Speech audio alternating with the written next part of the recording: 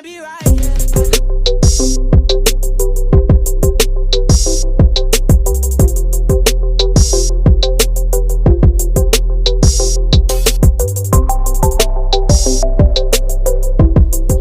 Assalamualaikum warahmatullahi wabarakatuh. Perkenalkan, nama saya Rizka Putrian Raini dengan NPM 2151024 dari Fakultas Hukum Universitas Internasional Batam. Assalamualaikum warahmatullahi wabarakatuh. Perkenalkan, nama saya Farhan Sinatria Cahyadi dari Program Studi Ilmu Hukum Universitas Internasional Batam. Nama saya Muhammad Rizky dengan NPM 2151001 dengan di Fakultas Hukum UIB. Perkenalkan, nama saya Iyasa Ramadela, NPM 2151047. Saya dari Fakultas Hukum Internasional Batam. Assalamualaikum warahmatullahi wabarakatuh. Selamat pagi, salam sejahtera bagi kita semua. Perkenalkan, nama saya Muhammad Rehan Pratama, berasal dari Program Studi Ilmu Hukum Universitas Internasional Batam. Assalamualaikum warahmatullahi wabarakatuh. Perkenalkan, nama saya Ferti Ardiana Paparang, NPM 2151069, berasal dari Fakultas Hukum Universitas Internasional Batam. Assalamualaikum warahmatullahi wabarakatuh. Perkenalkan, nama saya Indah Tiara Cisarina dengan NPM 2151091, berasal dari Fakultas Hukum Universitas Internasional Batam. Assalamualaikum warahmatullahi wabarakatuh. Waalaikumsalam warahmatullahi wabarakatuh. Perkenalkan, nama saya Noviar, sarjana hukum magister kenotariatan. Saya S1-nya alumni Universitas Batam 2007. Terus S2-nya Universitas Batam 2017. Alhamdulillah, saat ini saya sudah jadi notaris Kabupaten Bengkalis, Kepulauan Provinsi Riau, yang baru dilantik di November 2021 di kantor Kementerian Hukum dan HAM Provinsi Riau. Notaris adalah profesi yang terhormat yang nanti adik-adik atau rekan-rekan yang sekarang masih kuliah di Fakultas Hukum bisa juga menjejaki. Tapi perlu diketahui bahwa untuk mencapai kesuksesan, untuk mencapai suatu posisi, kita butuh proses. Untuk S1 kalian lewati harus 4 tahun. S2 sekarang masih 2 tahun dan 6 tahun. Setelah itu tidak langsung jadi notaris. Kita harus magang di kantor notaris setelah tamat dari S2, magang 2 tahun. Setelah magang kita harus ikut namanya magang bersama. Kita juga ikut seminar mengumpulkan poin. Seminar itu banyak macam, bisa di Batam, bisa di luar kota. Setelah itu untuk jadi notaris harus ikut namanya ALB, anggota luar biasa yang dibuat oleh Ikatan Notaris Indonesia, INI. Nah, kenapa ALB? Kita masuk dalam struktur dari Ikatan Notaris Indonesia tersebut. Setelah itu nanti kita tunggu pembukaan, ya, ujian PPKJN yang dibuat oleh Kementerian Hukum dan HAM Pusat Jakarta.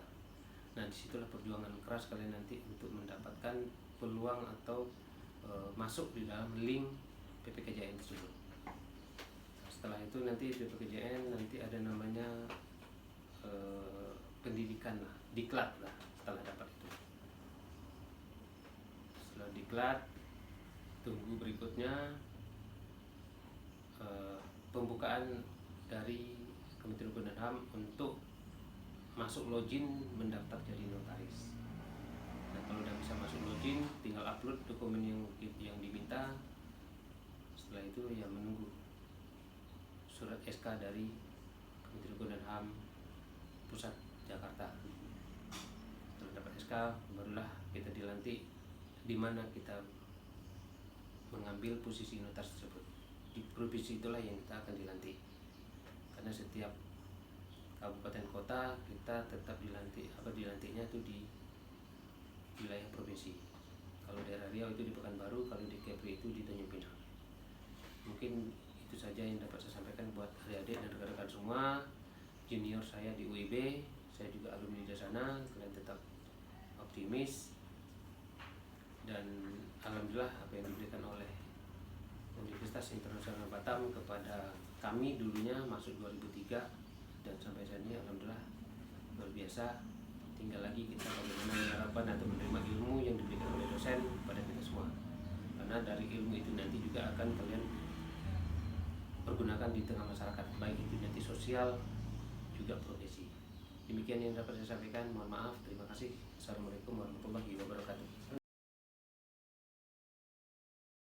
Adapun yang ingin saya tanyakan yaitu mengapa kode etik sangat dibutuhkan oleh notaris, Pak? Oke. Kenapa kode etik itu penting? Karena di dalam kode etik notaris sama juga dengan kode etik pengacara itu paling prioritas. Sampai juga di kode itu masuk dalam undang-undang jabatan notaris. Ketika seorang notaris melanggar kode etik, maka dia akan dikenai sanksi. Ketika tidak ada aturan kode etik, maka notaris akan banyak melanggar. Yang sudah ada aturan hukum pun masih banyak melanggar. Nah, kenapa diatur? Karena banyak notaris yang dia harus lewati dan dia harus taati. Contoh kode etik, salah satu contoh kode etik notaris itu dia tidak boleh mengambil karyawan notaris lain untuk saya ambil, itu namanya pajak pembajakan itu. Kedua, kode etiknya lagi, notaris itu tidak boleh rangkap jabatan, umpamanya pengacara, terus dia juga sebagai notaris itu nggak bisa. Jadi harus dilepaskan dulu pengacaranya baru jadi notaris. Nah, kode etik itu kan etika, aturan sesama profesi. Jadi sesama notaris pun juga itu punya aturan. Tidak boleh juga kita banting harga. Nah, harga juga itu, umpamanya saya bikin 5 juta, terus karena sampai mau ini bikin 3 juta. Dan di dalam kesepakatan notaris itu ada, jadi ada aturannya juga. Nanti kalian tahu berapa persentasenya. Itu, jadi tidak boleh membuat aturan sendiri. Kita sudah diatur di dalam undang-undang jabatan notaris itu. Jadi intinya kenapa kode etik itu, pertama untuk melindungi diri kita sendiri, yang kedua juga untuk menjaga profesi sesama notaris, yang ketiga juga untuk menjaga bagaimana kita tidak melanggar dan tidak merugikan kepada klien atau konsumen. Baik, Pak. Terima kasih. Dan pertanyaan kedua, Pak, apa saja pelanggaran kode etik notaris? Pelanggaran kode etik notaris. Pelanggaran banyak yang dilakukan oleh teman-teman yang lain ya. Iya. Contoh yang masuk dalam unsur pidana, yang pidana aja, itu dia mampu menandatangan akta tapi bukan yang bersangkutan. Oh. Ya, itu yang paling besar itu risikonya. Yang kedua, notaris itu rangkap jabatan, itu risikonya juga tuh tinggi tuh. Yang ketiga, meninggalkan kantor 7 hari berturut-turut, tapi itu biasanya ada sanksi tulisan dan juga ada sanksi teguran dengan sanksi teguran tertulis. Tapi yang paling berat itu tadi rangkap jabatan, terus tanda tangan akta tapi bukan yang bersangkutan. Yang kedua juga, akta itu tidak boleh dibawa-bawa kemana-mana, harus di depan saya. Jadi di hadapan saya, noviar, notaris, saya mintain. Jadi harus di depan kita. Kadang-kadang kan mau simpelnya bawa keluar, bawa pada kopi, itu yang nggak boleh. Berarti membanting harga tadi itu termasuk pelanggaran juga, Pak? Iya. Itu kode etik, sebenarnya itu sanksi pidananya nggak terlalu nggak ada ya, cuman itu tidak enak sesama rekan. Ya, itu akan nanti merusak reputasi dan juga nanti merusak nama baik notaris, dan sesama notaris juga nanti pasti ada kecemburuan sosial.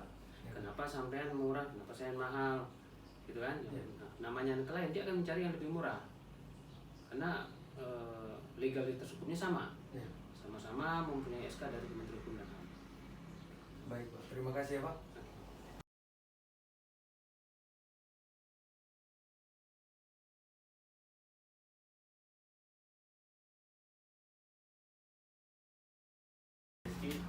Jadi pertanyaan dari saya itu kan tadi kan Bapak ada menyinggung tentang rangkap jabatan kan Pak.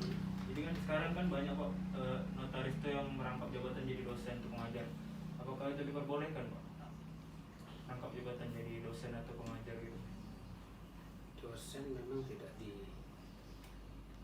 ada dalam apa namanya itu, di dalam kode etiknya nggak ada. Tapi profesi-profesi yang agak lebih memberatkan itu pertama PNS, pengacara, terus direktur di dalam satu perusahaan atau komisaris, karyawan swasta. Sebenarnya di dalam materi nggak boleh karena dia memang murni pure itu menjadi notaris. Tapi memang di lapangan banyaknya, contohnya juga kemarin dosen saya juga dari notaris. Nah, sebenarnya kami notaris itu memang terlalu banyak betul aturan yang harus dipegang. Artinya dia tidak boleh menyambi gitulah, intinya nggak boleh menyambi.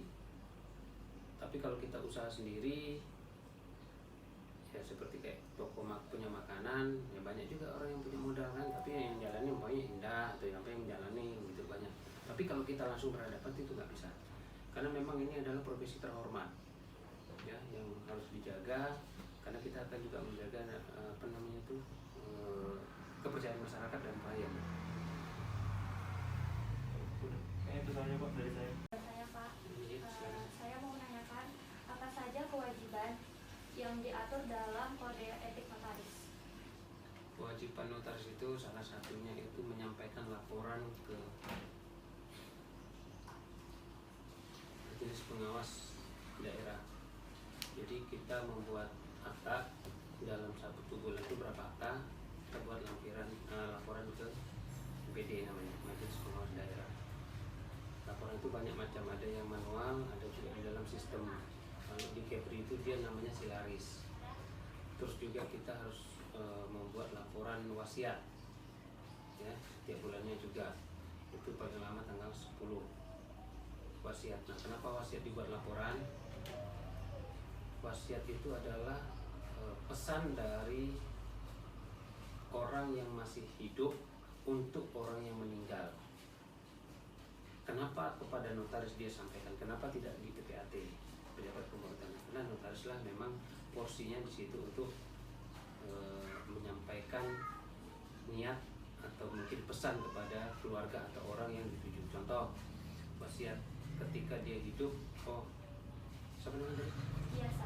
Ya, biasa rumah ini adalah, mungkin kita ambillah Erick Thohir, katanya Erick Thohir bilang ini perusahaan BUMN ini satu rumah itu nanti di Bali saya berikan kepada Yosana. Kamu tidak tahu itu rumah akan diberikan kepada kamu.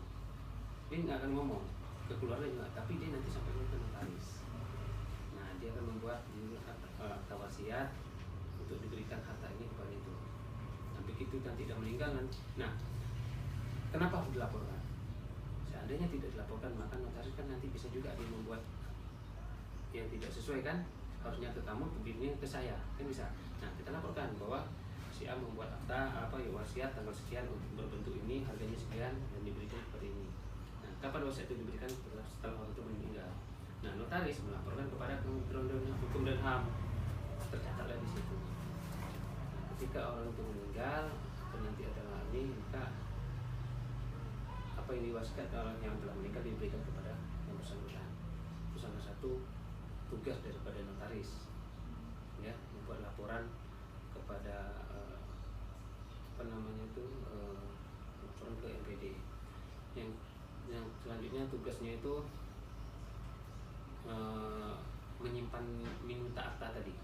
Jadi akta yang telah yang ditandatangani oleh para pihak itu disimpan oleh notaris. Nah, ketika nanti ada pengawas atau nanti audit atau dari majelis pengawas daerah, nah, nanti kita kalau dia minta kita nampilkan ini loh, nomor akta ini nomor 1 atas nama siapa pembeli, siapa penjualnya, apa objeknya, tanggal berapa, ini ada. Terus nanti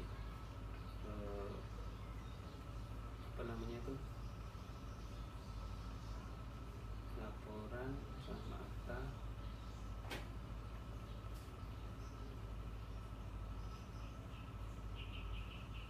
menyimpan arsip para pihak, ya, contoh kayak KTP, akad, surat nikah itu harus lengkap dalam periode disimpan di kantor notaris. Itu tugasnya. Yang selanjutnya, sebelum kita membuat akta, kita harus pastikan dulu ini betul nggak KTP-nya asli. Kalau dia suami istri, betul nggak ini suaminya? Bagaimana cara menandakan bahwa itu suaminya? Kalau kita ragu, kita lihat di kakak. Kita lihat di kakak. Ini dengan cek alamatnya di mana. Itu contoh satu. Saya kasih kunci kalian. Menandakan bahwa mereka suami istri, lihat kakaknya. Satu kakak tidak, satu alamat tidak. Kalau dia beda alamat, bisa jadi ini baru nikah, tapi belum kakaknya nyatu. Satu contoh orang Batam, satu Jakarta. Itu kakaknya belum nyatu, tapi nikahnya di Batam. Itu biasanya untuk pengantin baru. Tapi kalau orang yang udah umuran, itu perlu dipertanyakan. Betulan nggak apa dia nikah? Nah, itu menjadi salah satu. Kalau kalian ada notaris itu harus dipastikan. Itu bahaya sekali. Ada kejadian dia bawa bukan istrinya dia, istri orang lain ini bawa. Jadi istrinya tidak tahu pada saat transaksi jual beli.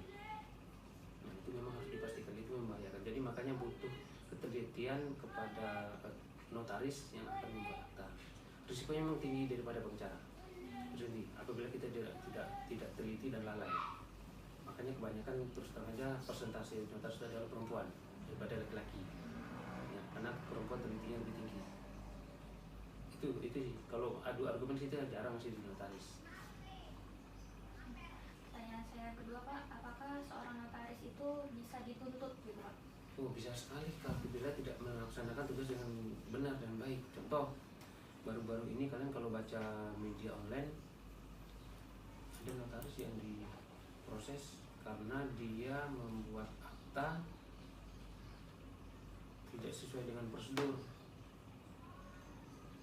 Yaitu apa ya, kemarin saya lupa akta yang dibuat. Contoh itu saja yang saya bilang. Membuat akta, menjual satu buah rumah. Rumah itu sudah, waktu menjual mereka sudah suami istri. Ketika rumah dijual, maka harus dapat persetujuan dari istri. Nah, istrinya tidak dibawa. Dia tanda tangan sendiri. Dia palsukan tanda tangan istri. Oke? Dibelilah oleh pembeli. Setelah dibeli, beralihlah hak kepemilikan rumah tersebut oleh istri. Ketahuan, mana rumah kita nih bang, suratnya mana, dijual, ketahuan dijual, diselidiki, gampang buat videonya, tinggal cek ke BPN. Kalau notaris tidak, siapa notarisnya, nggak perlu dicari notaris, pergi ke BPN. Di BPN itu kelihatan siapa PPAT-nya. Notaris PPAT-nya siapa? Pak, saya punya rumah ini, coba bantu cek. Dia kelihatan di situ. Dia kelihatan notarisnya, notarisnya cek, Pak, Bu, kapan mau ini dan nah di situ. Kalau nanti notarisnya tidak bisa ngasih jawaban, maka si istri itu membuat laporan ke polisi. Istri membuat laporan ke polisi, terus polisi akan memanggil notaris atas izin dari pengawas daerah. Tapi intinya selagi notaris itu membuat kesalahan, itu pasti tidak pidana. Banyak notaris yang kena penjara. Karena apa? Karena ada unsur kelalaian dan juga ada unsur kesengajaan. Itu tadi. Baik Pak, itu saya pertanyaan saya. Terima kasih Pak. Saya akan bertanya, apa saja kewajiban, larangan, dan pengecualian yang diatur dalam kode etik notaris Pak? Pengecualian ya. Larangan notaris itu salah satunya tidak boleh membuka kantor cabang. Contoh, kantor saya di Perumahan Marsdia di 138, terus saya buat kantor di Jodoh, itu nggak boleh. Berarti cuma satu kantor? Satu kantor aja. Yang kedua, larangannya kita tidak boleh tanda tangan akta di luar kantor. Ya. Yang ketiga itu tadi rangkap jabatan, itu larangan juga. Terus pengecualian ya. Pengecualian, oke, ada satu lagi juga. Ini pengecualian gini. Akta itu harus dibacakan oleh notaris di hadapan para pihak. Ada pengecualian. Jadi akta setelah siap, suruh para pihak membacakan akta tersebut. Ini kita kasih, Bu, silakan Bu, Pak baca. Bapak udah jelas? Udah, perlu saya bacakan lagi tidak? Tidak usah. Itu pengecualian. Jadi tidak perlu dibacakan, tapi mereka udah baca duluan. Nah, itu pengecualiannya. Sebenarnya yang wajib adalah akta itu harus dibacakan oleh notaris di depan para pihak. Jangan selama ini kan banyak seperti kayak fidusia itu, kayak kita kredit motor, kita kan nggak pernah dibacakan itu cuma ada tanda tangan. Kalau pernah kalian kredit motor coba lihat, pernah nggak akta itu dibacakan? Tidak. Nah, jadi akta itu harus dibacakan oleh notaris kepada para pihak. Nah, boleh pengecualian itu tadi tidak dibacakan, tapi diberikan kepada para pihak. Kita tanyakan lagi, Pak, perlu lagi saya baca atau cukup? Oh, cukup katanya. Oke, tapi kalau perlu Pak, kurang jelas seperti dibacakan. Dan dibacakan tidak boleh pegawai, wajib notaris. Pegawai juga tidak bisa mewakilkan notaris untuk tanda tangan di luar, umpamanya di bank nggak boleh. Tetap notaris karena berhadapan dengan notaris. Pegawai itu kalau membantu, oke, membuatkan akta, membantu lah ya, membantu mungkin untuk inilah, untuk menerima apa namanya itu, menerima klien, menerima keluhan, habis itu baru nanti tetap yang membuat akta itu notaris. Walaupun di lapangan mungkin banyak ya, tapi tetap yang membuat akta wajibnya adalah notaris. Karena notaris yang harus tahu isi akta itu, notaris yang bertemu dengan para pihak, malah notarislah yang menuangkan di dalam akta itu. Karena kalau staf kan belum tahu keinginan para pihak, umpamanya saya maunya rumah yang saya beli tanggal 20 bulan Maret saya tempati, gitu kan, oleh sama pembeli. Nah, oleh staf kan belum tahu dia bahwa rumah tersebut akan ditempati oleh pemilihan apabila sudah lunas. Nah, kita nggak tahu kan, rancu kan, makanya kita tanya dulu para pihak, ini maunya seperti apa di poin 1, pasal 1 apa? Oh, poin 1 ini aja Pak, tentang pembayaran. Poin pasal 2 itu tentang apa namanya, tentang pengosongan rumah. Nah, ketiga tentang apa? Nah, pasal 3. Pasal 3 kami maunya kesepakatan memberikan fee kepada yang memberikan informasi. Bisa dicantumkan juga di situ. Pokoknya notaris itu memberikan, menerima dan membuat akta, apa yang disampaikan oleh, tetapi yang logis ya, yang menurutnya tidak menyalahi aturan. Sampaikan bahwa penjual akan memberikan komisi kepada penjual akan memberikan komisi kepada broker ini 1%. Pembeli akan memberikan komisi kepada broker yang nomor 2 2% dari harga rumah. Itu boleh dicantumkan. Kenapa? Karena ketika nanti sudah lunas, supaya nanti hak dan kewajiban sama-sama diterima. Kalau pertanyaan saya yang kedua, yaitu sejak kapan kode etik itu berlaku pada notaris? Sejak dia mendapatkan SK dari Kementerian Hukum dan HAM,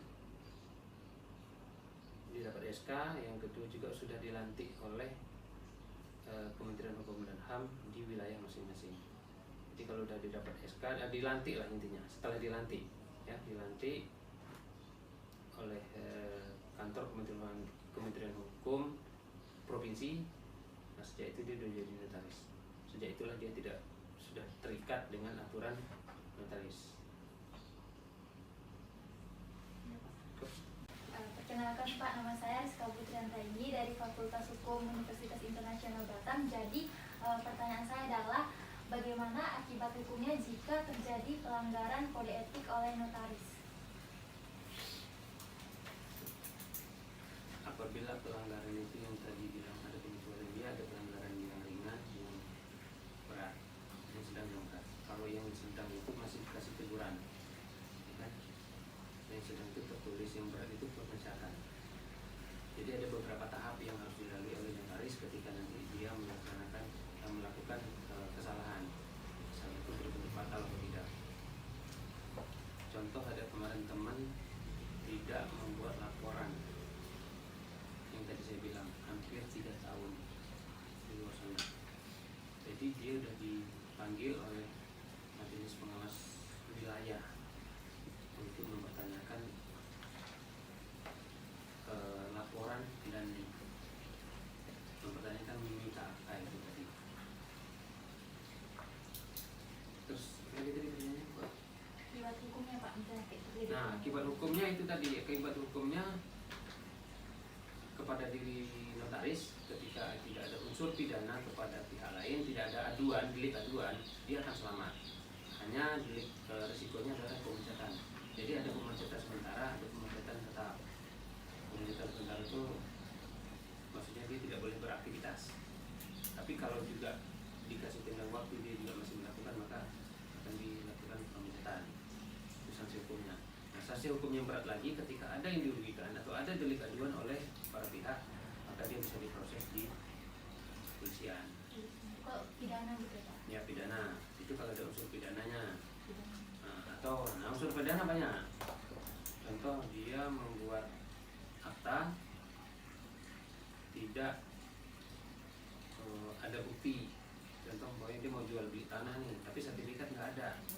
Atau itu tanah orang, dia buat akta, main tanah indah nih, saya bikin akta buat saya yang ini.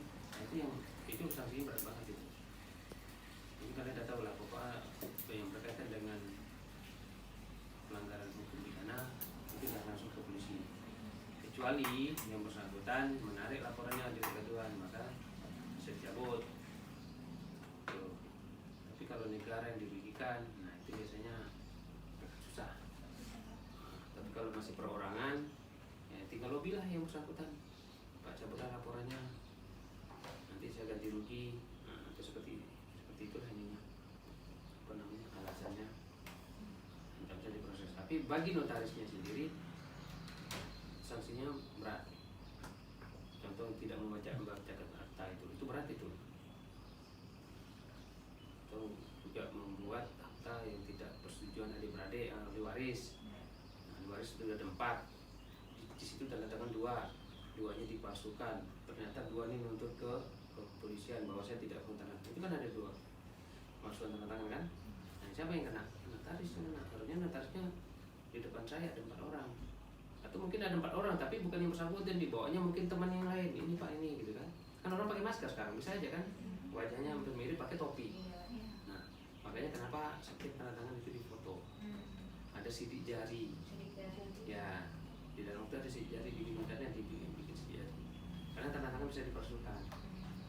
Pokoknya sebagai notaris, apa yang membuat kalian safety? Video, mau boleh di video, ada CCTV kan? Dibuka, simpan videonya. Foto, foto bisa dibuat, video nggak bisa dibuat. Sidik jari, nah sidik jari itu nggak bisa. Sidik jari kita berapa ini nggak ada yang sama. Ada berarti yang nggak ada yang sama. Intinya dari niat kita sendiri, kita mau lurus, tapi kalau kita akan menyimpang, pasti ada risikonya. Baik, itu saja Pak pertanyaan saya. Terima kasih ya Pak. Oke Pak, Assalamualaikum warahmatullahi wabarakatuh. Waalaikumsalam warahmatullahi wabarakatuh. Perkenalkan, nama saya Indah Sarina dari mahasiswa UIP semester 2. Jadi pertanyaan saya begini Pak, apakah seorang notaris itu perlu diawasi? Jika tidak, bagaimana ya Pak? Terima kasih. Notaris diawasi kalau anak itu diawasi oleh orang tua, kan? Notaris itu diawasi oleh ada namanya majelis pengawas daerah, ada majelis pengawas wilayah itu provinsi, terus ada juga majelis pengawas pusat. Itu berarti sudah ke Jakarta. Jadi daerah, nah contoh Batam itu ada pengawas majelis pengawas daerah. Jadi organ atau orang yang ada di dalam itu bisa akademisi, ada polisi, akademisi itu dosen lah ya, ada notaris, ada polisi, ada akan personel atau orang dari Kementerian Hukum dan HAM. Nah, orang inilah nanti yang akan mengawasi ketika ada laporan dari masyarakat terkait dengan pelanggaran atau seseorang yang membuat atau merugikan klien, diawasi. Nah, makanya notaris geraknya itu memang harus dipantau terus. Tidak usah kan dalam itu. Notaris itu nggak boleh pergi ke dugem-dugem itu nggak boleh itu, diawasi itu. Kalau ada yang lapor kena itu.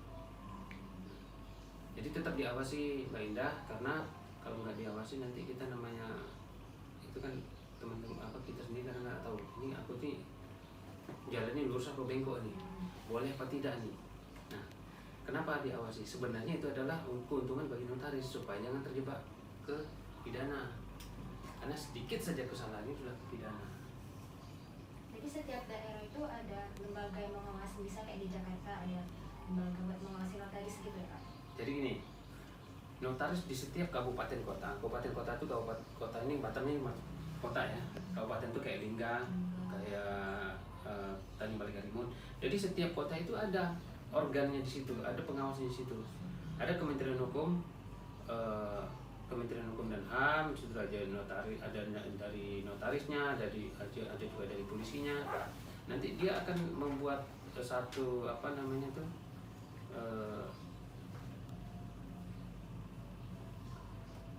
apa namanya tadi itu.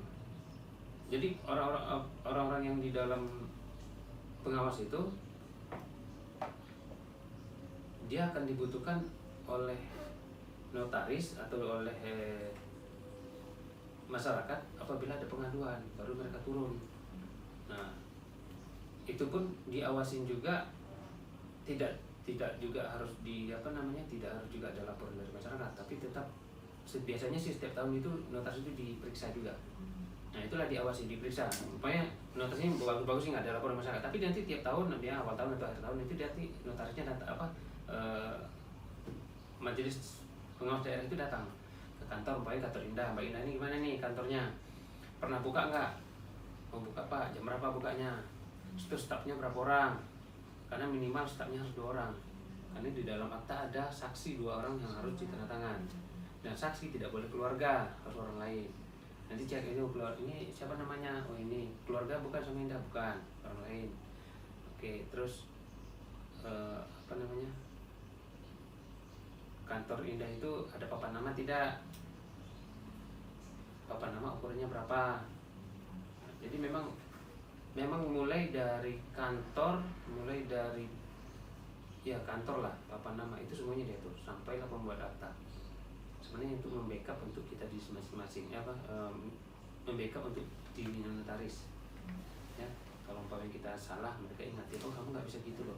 Kantormu tuh harusnya bukanya dari pagi sampai jam kerja lah, jam 8 sampai jam 4. Nah, terus kalau ada keperluan, kalau lebih dari 7 hari harus minta cuti. Nah, gitu. Kalau umpamanya harus ada notaris pengganti. Jadi semuanya diatur baik. Memang agak ribet. Dibanding penjara, notaris agak lebih banyak aturan. Jadi notaris ini, pengawas ini sangat menguntungkan ya Pak bagi notaris? Oh, jauh sangat menguntungkan bagi kita yang mau diatur atau yang mau diawasi. Tapi bagi orang yang tidak mau diatur atau mau bebas, biasanya mereka agak terlalu agak nggak nyaman.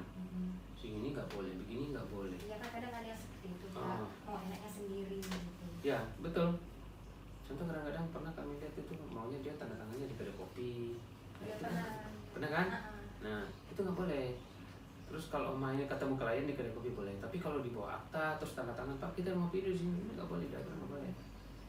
Nah kenapa? Karena untuk menjaga itu tadi akta sesuai dengan yang ditulis, berhadapan dengan saya notaris Kota Batam, Noviara SHMKN. Nah, terus jamnya juga jam berapa diketik di situ. Jam 15:00 waktu Indonesia Barat. Terus tanda tangannya besok pagi, nggak sesuai lagi. Nah itu salah satu unsur yang nanti bisa jadiin bukti laporan ke polisi ketika nanti ada masalah di isi akta itu.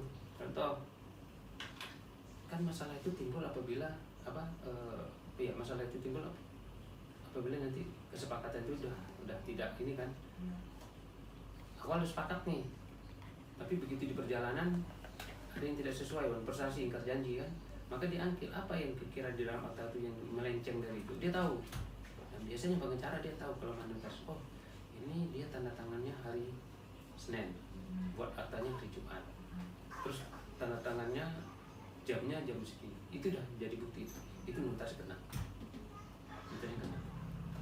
Kalau mereka mau coba, atau mungkin ada masalah di dalam akta itu, ya tidak sesuai KTP itu tadi lah, atau KTP-nya tanpa persetujuan istri, diangkatlah masalah itu di polisi. Oke, polisi akan tanya, panggil notaris, Pak notaris ini buatnya kapan? Sini tanggal berapa, jam berapa, di mana, siapa saksi yang tanda tangan. Jadi harus sesuai tepat waktu gitu ya, Pak? Iya, harus tepat waktu, Harus teliti juga. harus teliti. Makanya butuh kayak kalian yang masih muda ini butuh banget itu orang-orang yang teliti. Tapi yang teliti loh ya. Kalau yang nggak teliti agak repot, nggak telaten. Oke, terima kasih Pak, jawaban saya sudah jelas, sudah terjawab. Terima kasih banyak. Wassalamualaikum warahmatullahi wabarakatuh. Waalaikumsalam. Baiklah, perkenalkan nama saya Muhammad Rahim Pratama, Pak. Ya, Tadi Bapak menyinggung beberapa etika profesi yang harus dipatuhi. Misalnya tadi kayak membandingkan harga sama notaris lainnya ya, Pak. Apa saja selain itu etika profesi yang harus dipatuhi oleh notaris? Notaris itu banyak aturan. Pertama, kita harus masuk di dalam satu struktur organisasi namanya INI, Ikatan Notaris Indonesia. Itu adalah payung dari notaris itu sendiri. Karena kalau kita tidak gabung dari INI, maka kita tidak dibukakan akses dari Kementerian Hukum dan HAM. Yang keduanya lagi, untuk jadi notaris di luar dari kode etik ya, kita juga harus punya sampai pelang nama pun kita diatur. Supaya saya di Perumahan Masalia itu di depan saya nggak boleh taruh di sana notaris Noviar, di sini nggak boleh. Itu cuma notaris saja, baru tanda panah, nggak boleh di situ Noviar. Baru di depan rumah saya baru ditaruh. Itu. Yang ketiganya, notaris tersebut harus bisa menjaga kepribadian terkait dengan ya tidak boleh melakukan asusila ya, pokoknya memang dijaga lah. Terus kita juga ya berpakaian itu juga harus rapi, bagaimana kepercayaan masyarakat. Yang ketiga, yang selanjutnya kita juga harus membuat akta itu kita juga sebagai notaris itu tidak boleh berpihak kepada salah satu orang. Contoh sampean sama Indah, saya nggak boleh ini jual beli ini, tapi saya mengarah ke Indah, nggak boleh. Kami itu hanya di posisi di tengah-tengah, hanya membuat akta ketika para pihak menginginkan jual beli umpamanya gitu, atau kesepakatan kerja. Jadi kami hanya mencantumkan di dalam akta, tapi tidak boleh saya mencantumkan menyuruh Indah harus ini, nggak boleh. Karena ketika nanti ada disuruh seperti itu, begitu nanti ada clash atau prestasi di antara kalian berdua, itu nanti bisa akan diungkit. Contoh, dulu notarisnya yang menyuruh saya seperti ini. Itu notarisnya dulu bikin tanda tangannya tanggal 5, tapi kami datangnya tanggal 7 atau sebelumnya, tanggal mundur. Memang banyak aturan-aturan yang harus dijaga, tapi itulah resiko kita sebagai notaris, itulah pagarnya supaya kita tidak melanggar. Setelah beberapa undang-undang jabatan notaris yang sebanyak itu pun, mungkin kalian bisa buka di Google, itu pun masih banyak yang dilanggar yang masih sudah bisa diproses pidana. Karena tidak semua orang kadang-kadang bisa menjaga aturan yang telah dibuat. Aturan yang sudah banyak itu sepanjang itu pun masih banyak ada yang melanggar, dan itu pun juga masih banyak yang tersangkut hukum. Berarti tetap harus netral ya, Pak? Kita harus netral, posisinya netral. Nggak bisa sebagai pengacara kita bisa berat sebelah. Kalau notaris nggak bisa. Walaupun di dalam praktiknya kita juga nggak tahu, tapi intinya bahwa kita disarankan untuk di pihak tengah-tengah. Kita adalah notaris, melegalkan, memuatkan isi akta yang diinginkan oleh para pihak. Contoh beli rumah harga 1 miliar. Nah keinginannya apa? Saya bayar pertama 500 juta. Terus cicilan pertama bulan Januari, kedua ini. Nah Indah nggak mau yang ini yang sebagai pemilik. Saya maunya bulan pertama itu 250, bulan ke-12 ya. Nah ini itu harus sepakat dulu, baru kami muat, baru kami buat aktanya. Selanjutnya pertanyaan saya, apakah ada etika profesi tentang jabatan di dalam notaris? Ada etika profesinya ada.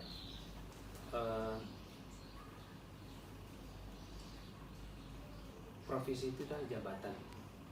Ya, etika itu kan tata cara etika, bagaimana kita berperilaku yang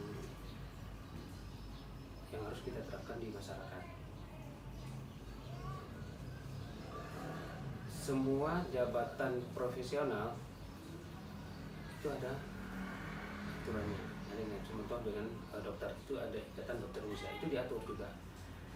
Bagaimana dia melayani, bagaimana dia juga membuka kantor, bagaimana papan namanya, bagaimana dia berhadapan dengan nasabah, bagaimana dia juga menjaga rahasia dari rekam medis. Nah sama kami juga sebagai notaris nggak boleh memaparkan saya bikin akta nih terus saya sampaikan sama mbak ini, nggak boleh, itu bisa dipidana, artinya kita tidak amanah. Yang kedua kita juga harus menyimpan itu ada namanya minuta. Minuta itu adalah akta yang dibuat oleh notaris yang ditandatangani oleh para pihak, itu namanya akta minuta. Minuta itu akta asli. Nah akta asli itulah yang kami simpan. Nah sampai dapat apa? Salinan namanya. Salinan nanti saya salin misalnya oleh notaris, maka saya ditandatangani oleh notaris di lembaran terakhir. Itulah buat oleh para pihak.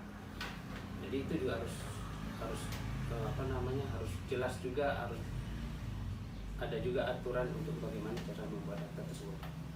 Itu termasuk juga dalam tata cara untuk membuat akta.